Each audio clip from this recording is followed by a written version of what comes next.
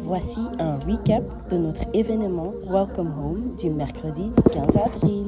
Véronique, enchantée, j'ai 23 ans. Faut savoir qu'avant, j'étais une personne très renfermée. J'étais vraiment dans une profonde solitude, dans une tristesse. Et le pire, c'est que je souriais tout le temps. Mais au fond de moi, j'étais vraiment vide. Et c'est à 16 ans que j'ai fait ma prière du salut ici. Mais enfin, voilà, j'étais majeure, mes parents m'ont permis de retourner à l'église. Et donc je suis revenue à l'église, mais les choses n'avaient pas changé parce que je faisais le culte et puis je rentrais à la maison. Et puis voilà, je voulais pas qu'on me parle en fait. Ma vie a réellement changé à la conférence de l'UJP Benelux en novembre. J'ai pu venir à un jour, mais j'avais beaucoup hésité avant de venir.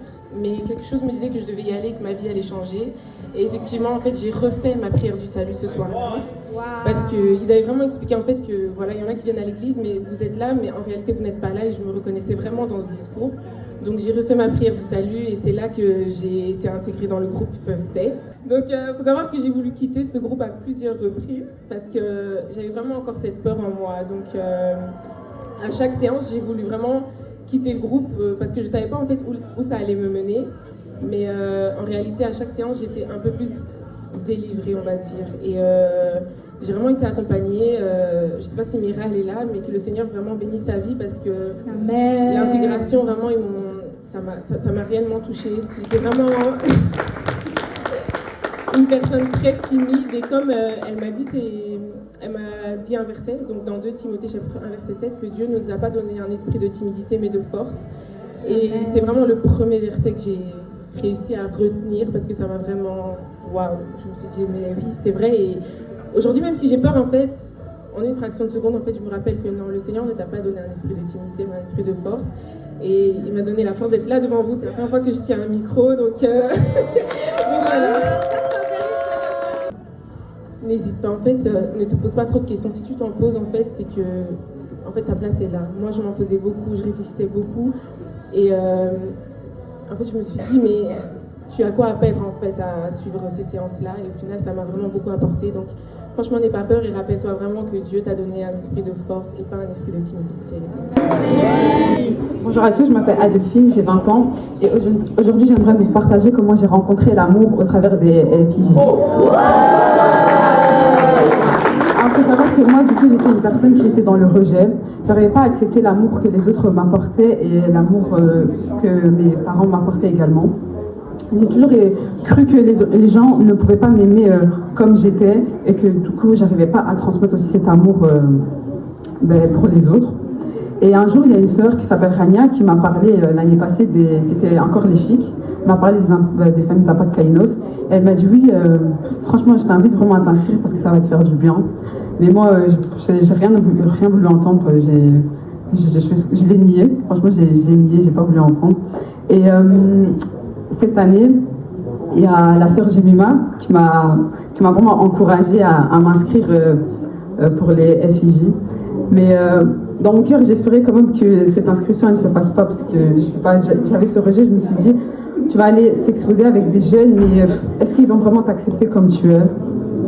Et j'ai quand même passé le cap. Je me suis inscrite pour les familles d'impact.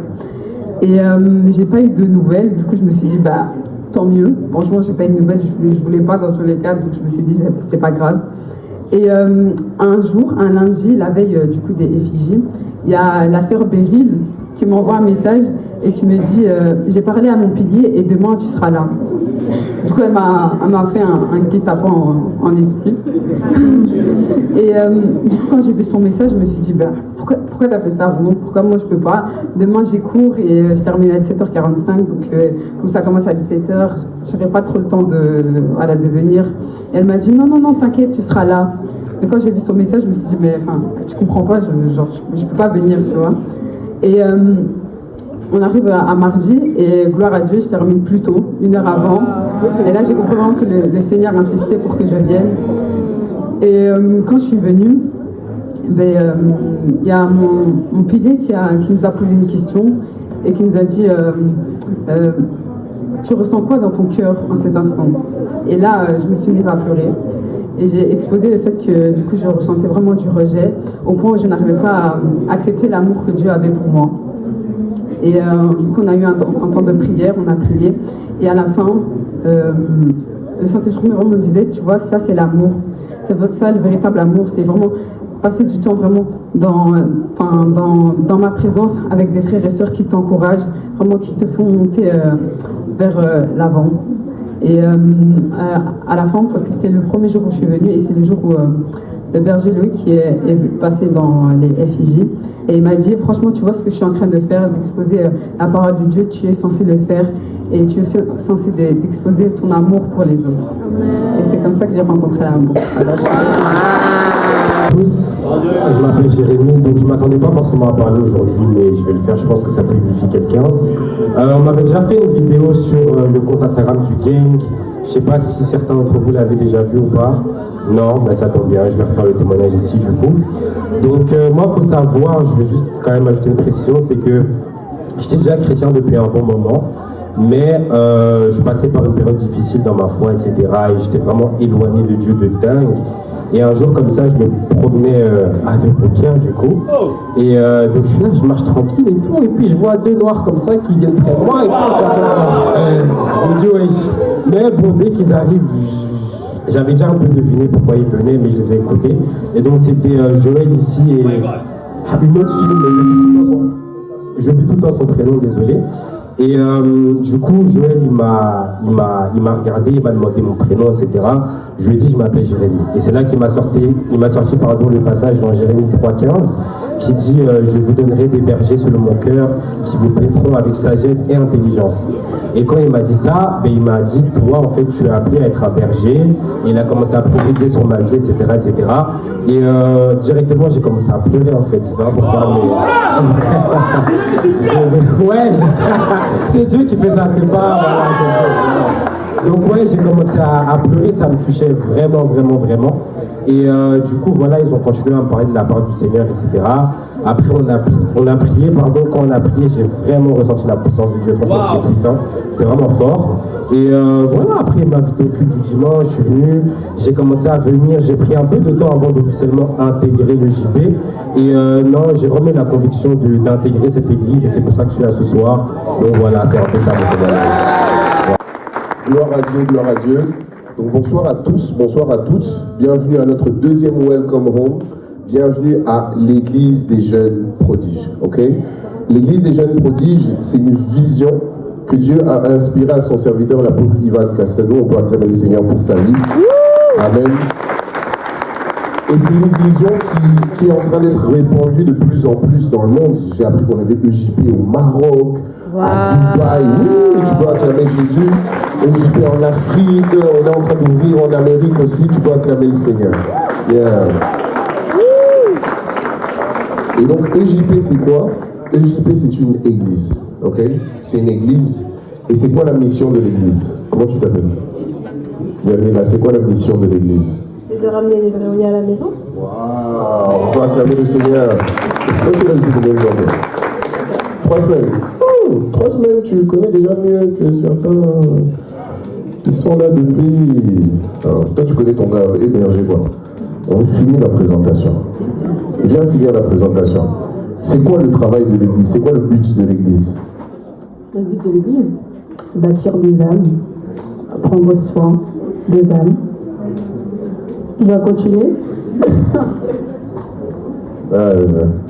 La mission de l'église, c'est pas d'organiser des activités, ok?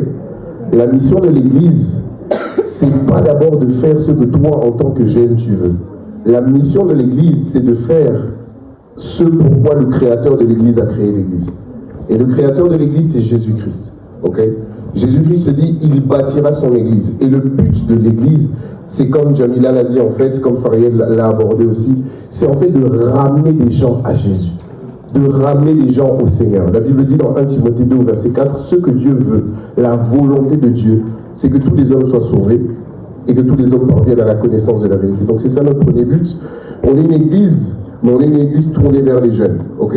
Une église tournée vers les jeunes, pourquoi? Parce que dans le plan de Dieu, Dieu sait que s'il gagne la jeunesse, en vérité, il gagne l'humanité. S'il gagne la jeunesse, il gagne les générations. S'il gagne la jeunesse, il gagne les familles. Et c'est pour ça qu'on insiste sur le fait de réellement prendre part à ce qui est en train de se faire. Tu sais, quand je regarde ce titre ici, Welcome Home, ça veut dire quoi? Ça veut dire quoi? Très bien.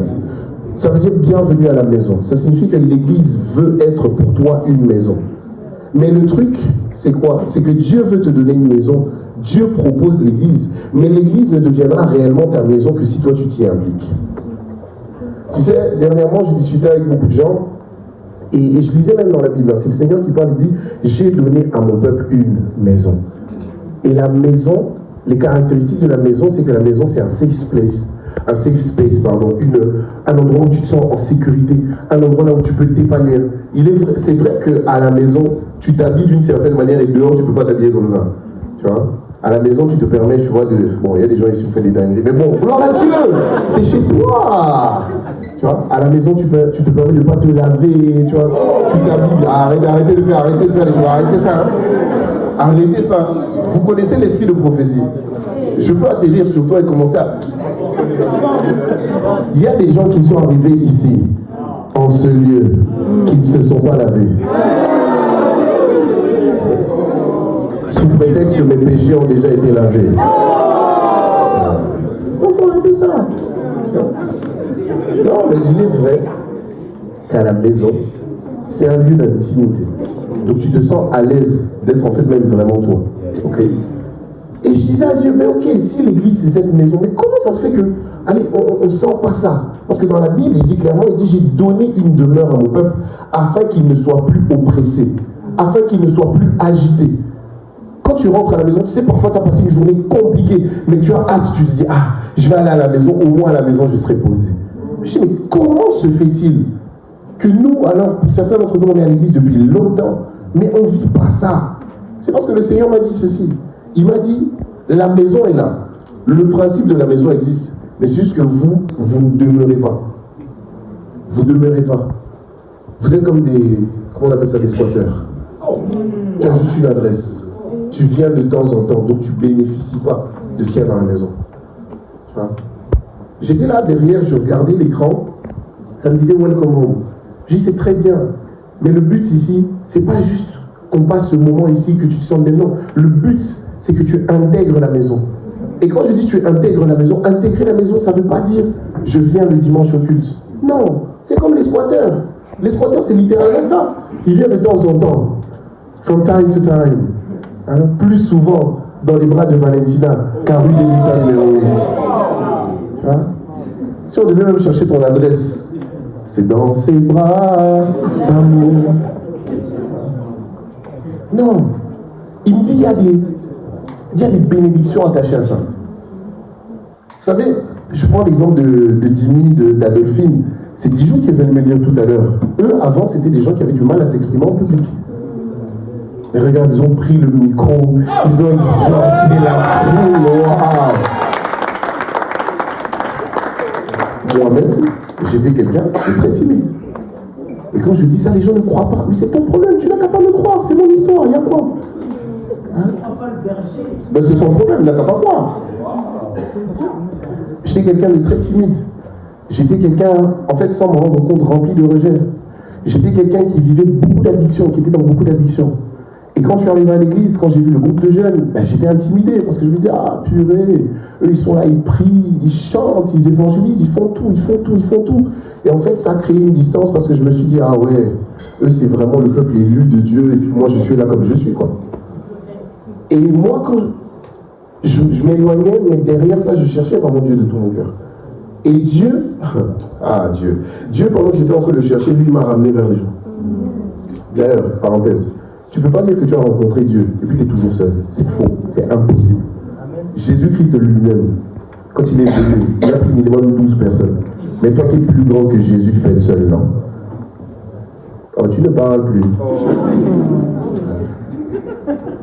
Je ne dis pas qu'il ne peut pas y avoir des moments seuls. La vie chrétienne, l'équilibre de la vie chrétienne, il doit reposer sur l'amour de Dieu. Et l'amour de Dieu doit t'emmener, avoir des temps, toi, intimes avec Dieu, mais également des temps d'intimité avec Dieu, mais dans la communauté. Et moi, c'est cet aspect-là. Quand j'étais en train de chercher Dieu dans l'intimité, Dieu m'a envoyé vers les gens.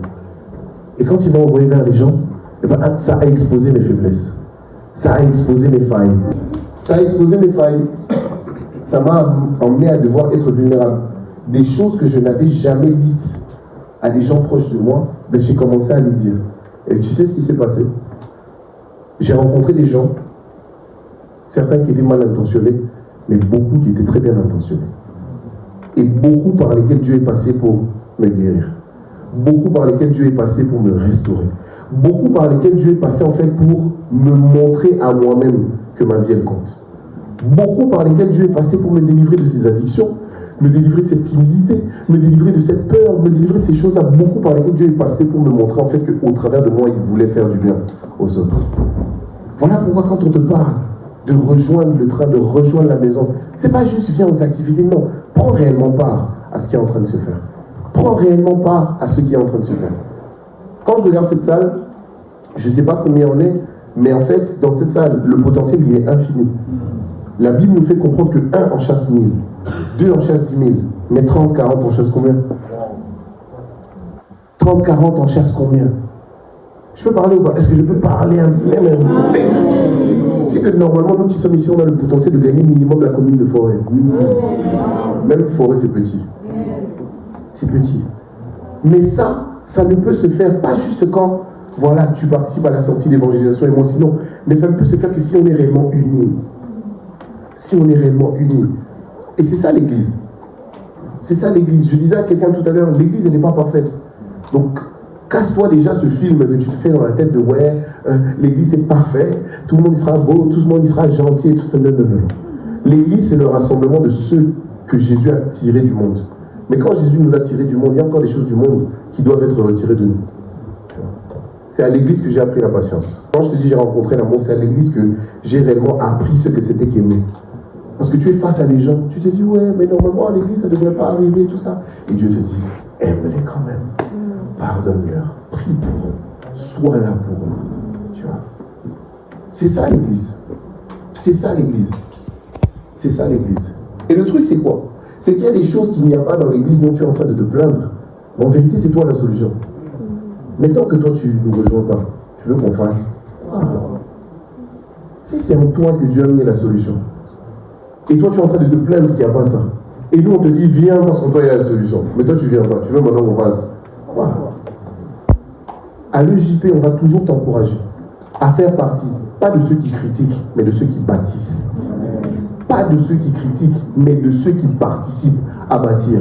Pas de ceux qui critiquent, mais de ceux qui se laissent utiliser par Dieu malgré leurs failles, malgré leurs faiblesses, pour que l'Église avance un peu plus. Parce que le truc, c'est quoi? C'est que si l'Église avance, le projet de Dieu avance. Et si le projet de Dieu avance, ça signifie que les projets des ténèbres sont en train de reculer. Et c'est là que j'aborde la partie prodige. Le but de Dieu dans EJP, c'est de bâtir une génération de jeunes hommes et de jeunes femmes qui brillent dans les différents couloirs dans lesquels Dieu les envoie. Est-ce que je peux parler un peu de briller? Je peux parler de briller ou... Tu sais, quand on est là, on dit oui, je dois briller, j'ai été appelé à briller, j'ai été destiné à briller. Directement dans ta tête, tu te fais un film, oui, moi je serai une star, moi j'aurai autant de followers, autant d'argent et tout ça. Mais tout à l'heure, j'ai eu un temps de prière à midi et Dieu m'a donné une nouvelle révélation. Dans Matthieu 5, le Seigneur Jésus parle, il dit que votre lumière luise, qu'elle brille devant les hommes. Okay? Mais la lumière dont Dieu parle, c'est pas la lumière comme l'électricité. C'est une lumière qui est plutôt comme un feu. Et le feu n'a pas pour but de juste emmener la lumière. Le feu permet de cuire la nourriture. Le feu permet de chasser même les ennemis. Le feu, en fait, il est multifonction. Et c'est pour ça, c'est ça. Le feu apporte plusieurs solutions. Et c'est pour ça que le Seigneur Jésus dit quoi? Il dit, quand vous allez briller, il faut que le monde voit vos œuvres, ou encore votre travail. Et c'est lorsque le monde va voir votre travail qu'il va reconnaître que le Jésus dont vous parlez, il est vraiment vrai. EJP a pour but d'être une plateforme par laquelle Dieu passe pour t'allumer, pour t'embraser et pour t'emmener à briller dans le monde.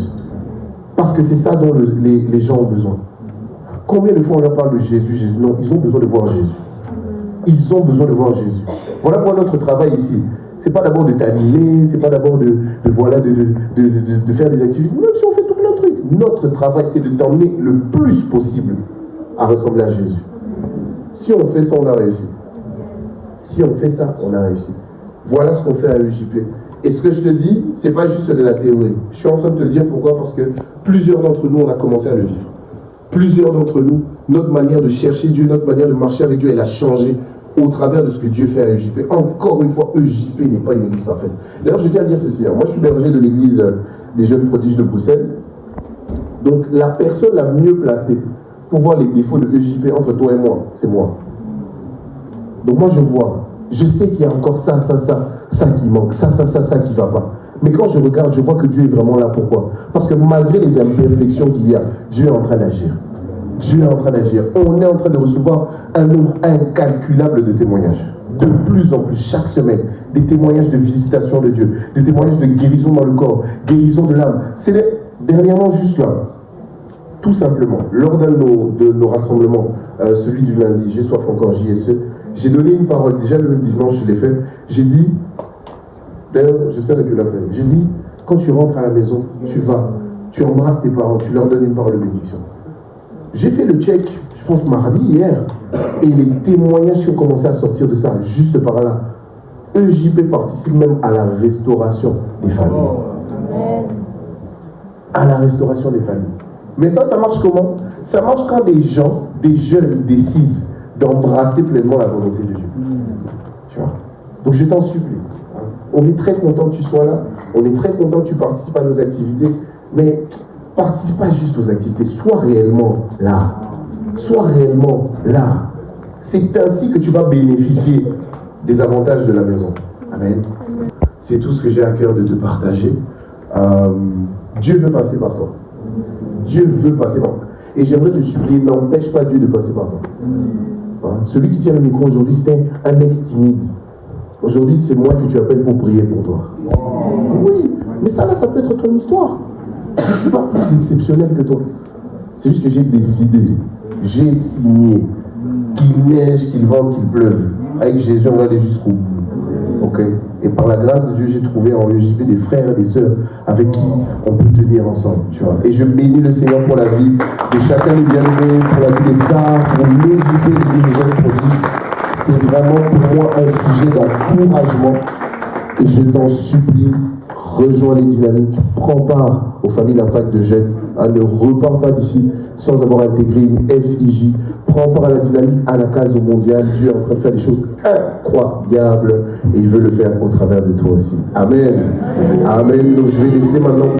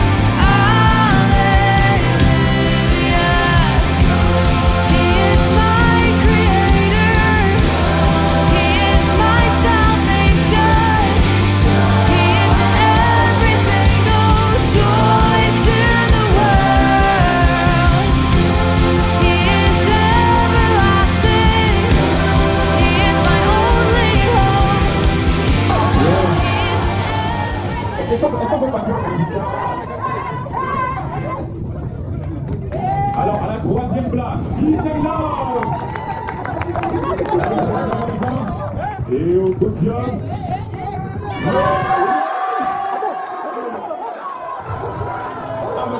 y a pas de ici, c'est pour ça en fait.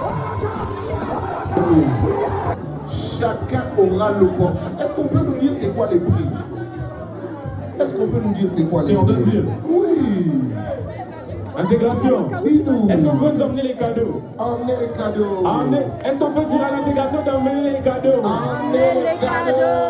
Emmener les cadeaux. Comme premier prix, on a un casque JBL. Wow. Yes. Quelqu'un va pouvoir entendre les adorations à Makata.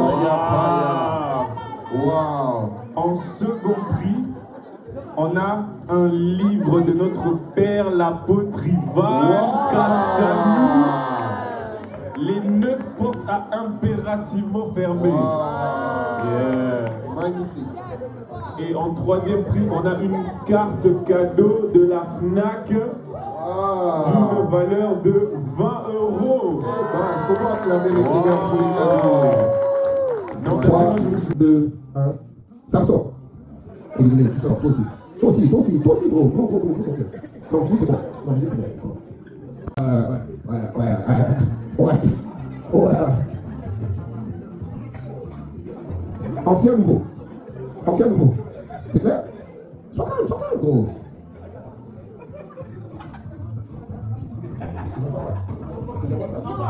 Alors, 3 gens. Tu dois sauter. Vous là. Oui, yes. Oui, toi. Oui, toi. Est-ce qu'on peut les encourager? Pas de pression. Ancien. Est-ce que vous pouvez sauter à l'ancien? Vous revenez au centre. Sautez dans le nouveau. Vous revenez au centre. Très bien. Colossiens. Bienvenue à la